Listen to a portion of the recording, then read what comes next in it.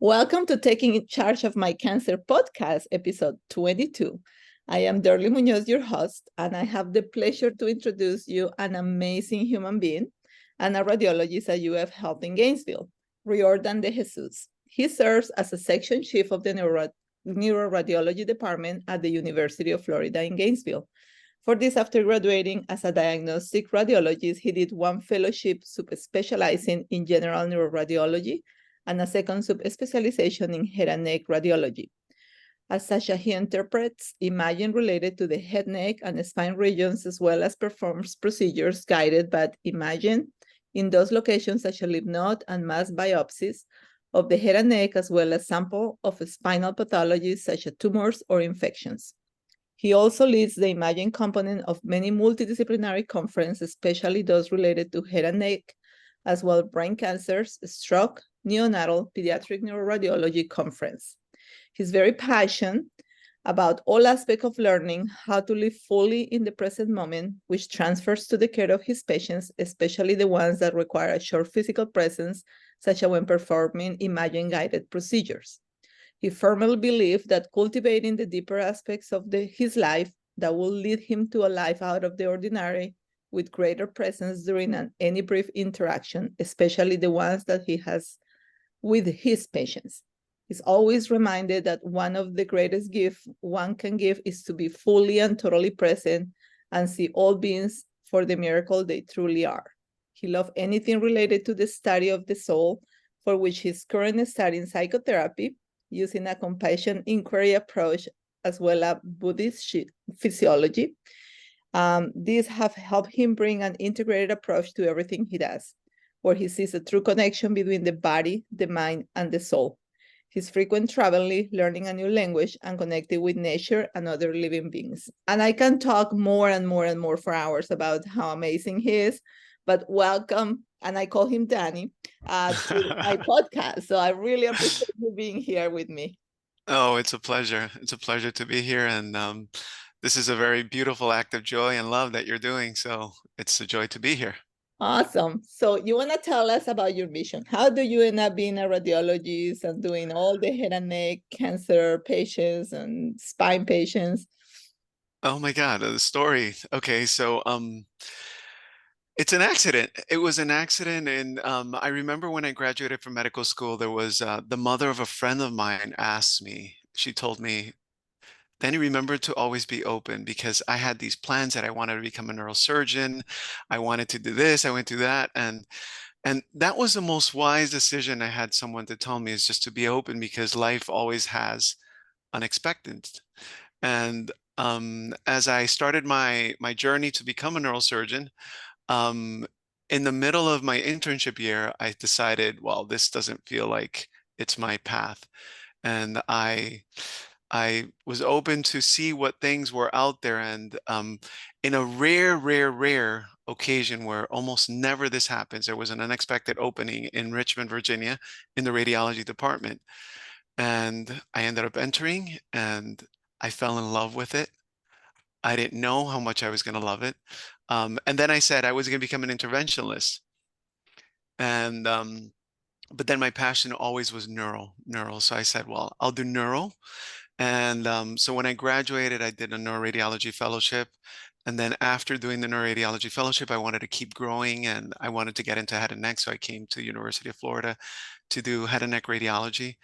And in the midst of it all, we end up doing a lot of procedures. I do get to see my share of patients. I interact with neurosurgery, interact with many other departments, neurology, ENT, and other areas. So, and then I do get my share of patients where I'm able to bring extreme presence in a very difficult situation. And as you said, one of my biggest things is I'm able to be with patients when on short periods of time, when they present for like biopsies, especially where I have to do a biopsy of masses in their neck, head and neck region, or their spine, or patients that present with infections, where we use minimally invasive approach, where we use image guidance approach, a CT and ultrasound, to be able to gain access with a needle to small areas. But this is the expertise part of it, but the spiritual part of it goes into these are people that are here for a short encounter. I have to be here with the greatest presence I could ever have, because this short encounter could tilt. You never know. Yep. You never know. Yep. Serendipity is everywhere. Yep. Absolutely. And I still wanted to bring this to our audience. Like sometimes, they don't see the radiologist as an element, right? Because they don't spend Yes. time with you guys. Like we barely see you at all, Yes. right? So if I Yes. go to a mammogram, I see the technician and then you guys Yes. see it later and then I get the news. So I don't even Yes. know who are you, who read it, Yes. what's going on.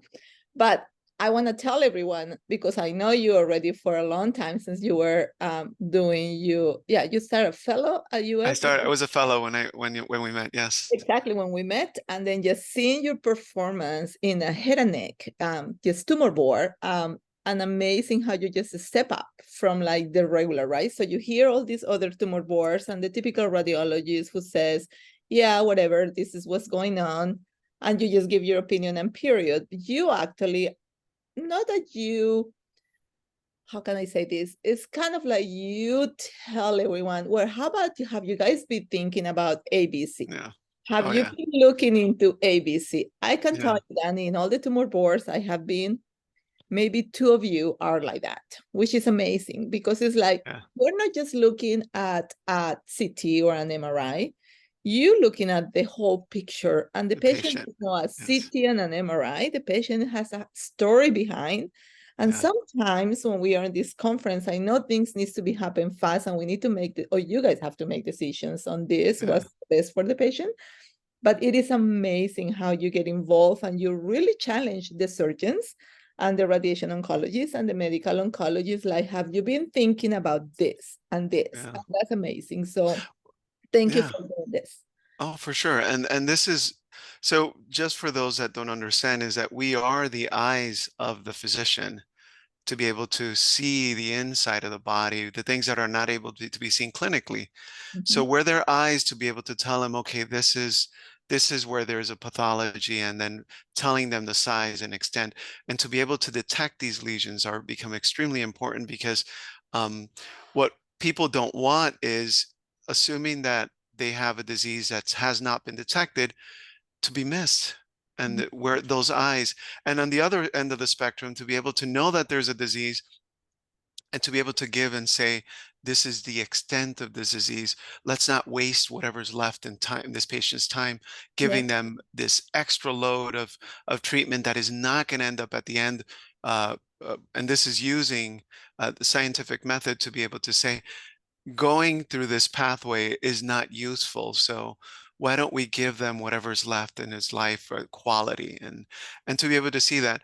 And funny that you said, I had a really beautiful experience about a month ago in a seizure uh, um, conference, where there was a patient that was deeply, deeply involved with different sorts of addictions and all this stuff, and um, and the surgery had been delayed for months, 6 months, until he stopped, for example, or she stopped, I don't remember, consuming alcohol. And then when I was able to go, this was after that patient had stopped consuming. And then I'm like, um, did you ever notice that the patient stopped consuming alcohol and increased the use of this other medication or this other drug?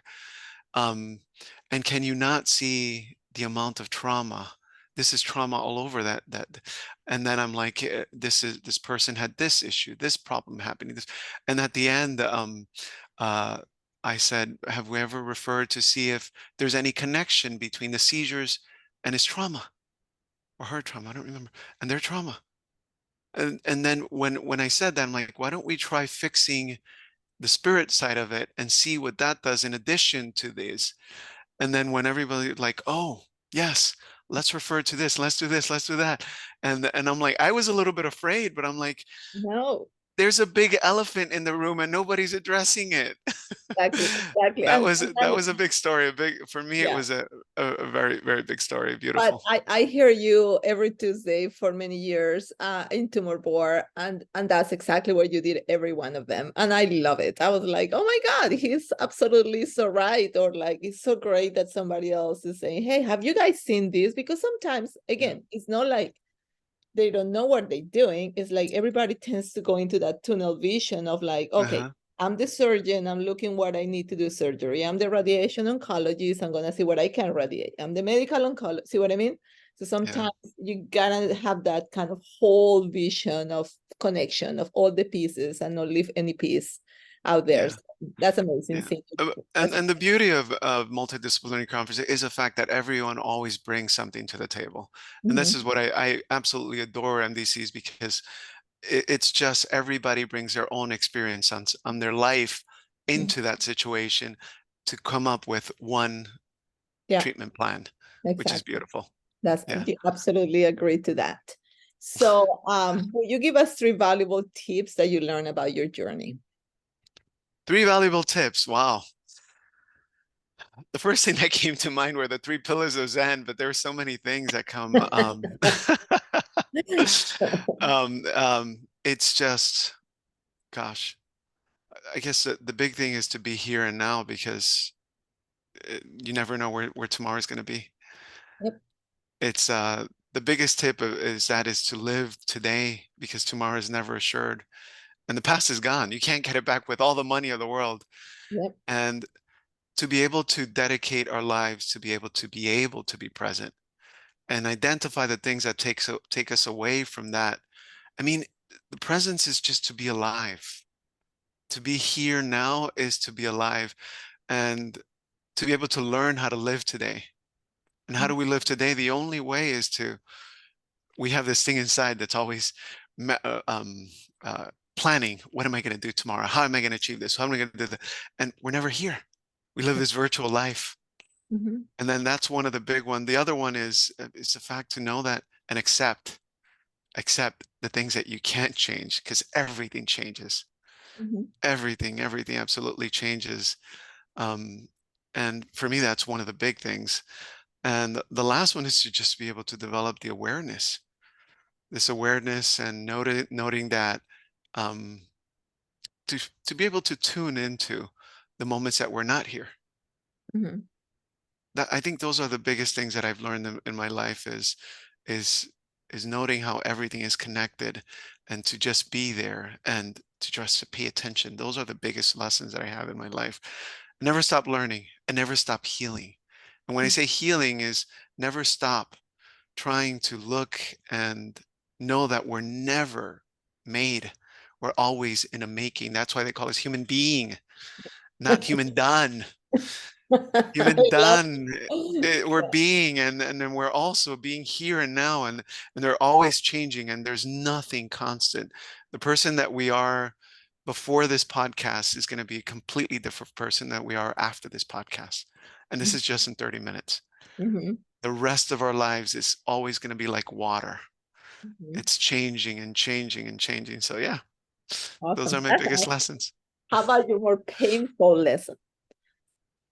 Well, this is a thing. I was thinking about pain throughout my life, and once you pass it, it's not painful anymore, and it's gone, Good and it point. was a lesson. Um, I guess the big thing about pain is, there's one thing I say that pain can do, and to be able to see pain as part of life, and the difficulties of pain, to be able to see it as part of life, just like, and it deserves to, it has a space in our life, will change not only the world, but it change our world. um, to be able to be with it, to be able to give it the space, because our issue is that it's uncomfortable, so we want to push it away. Mhm. And the moment that we learn how to do this, and is the moment that we're able to learn how to be happy, because everything is just one whole thing.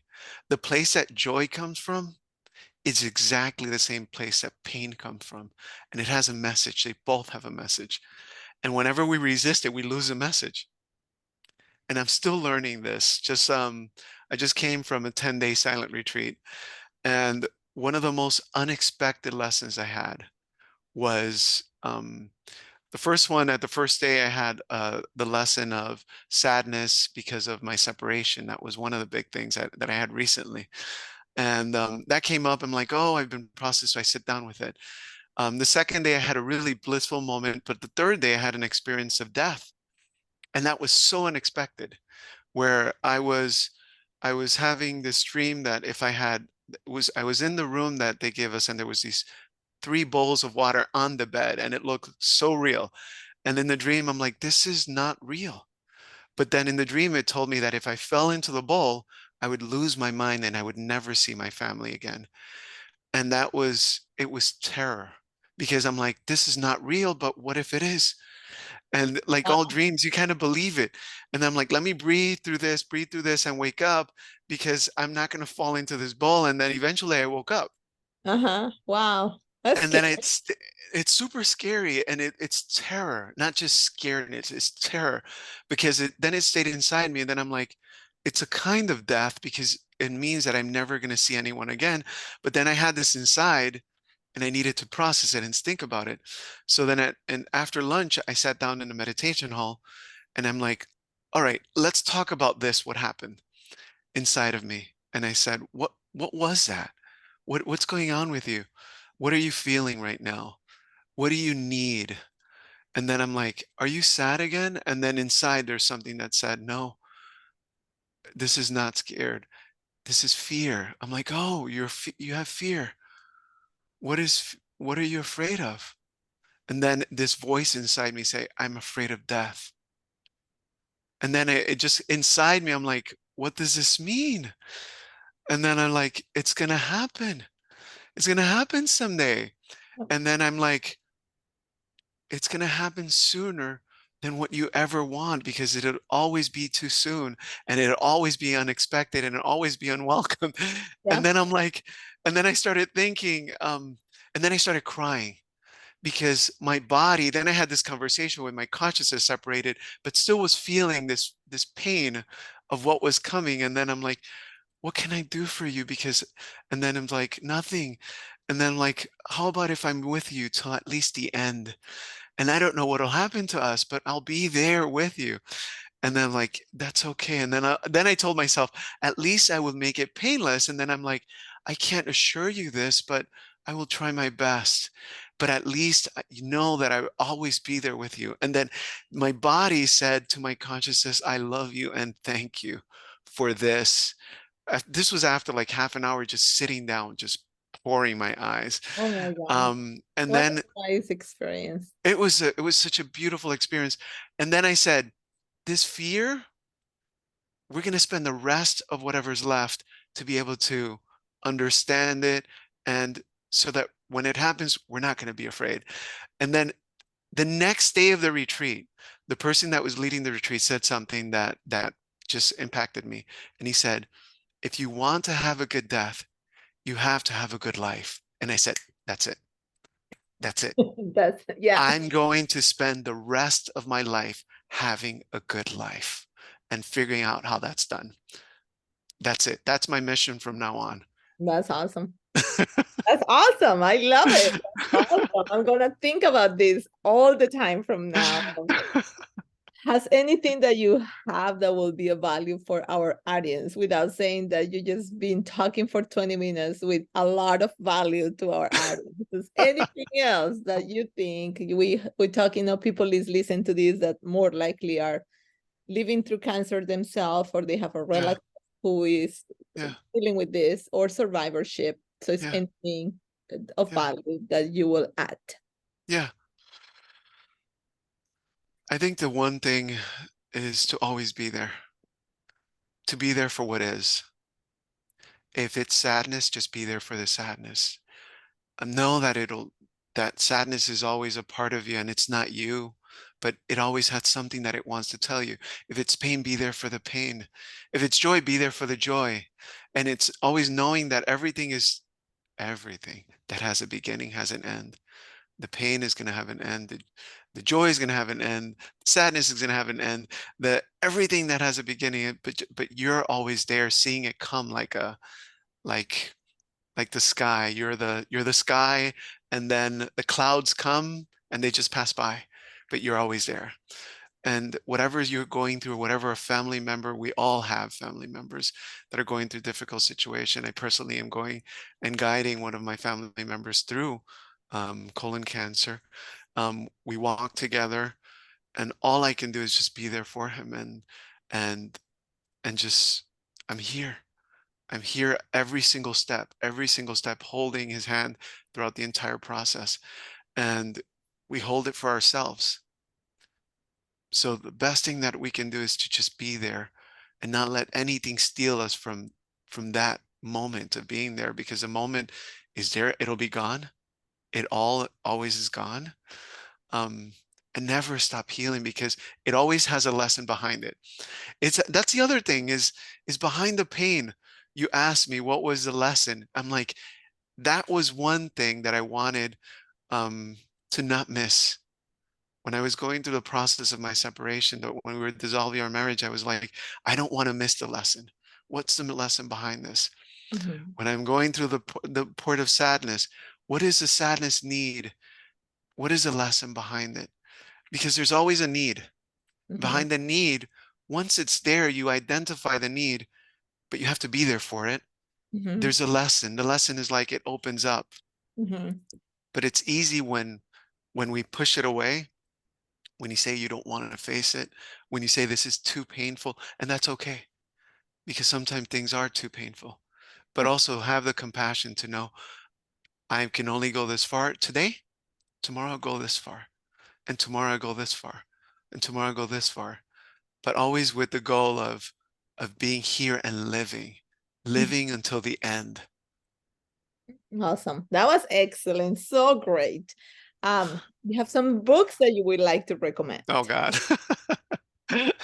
Couple of them. Oh my gosh. Um,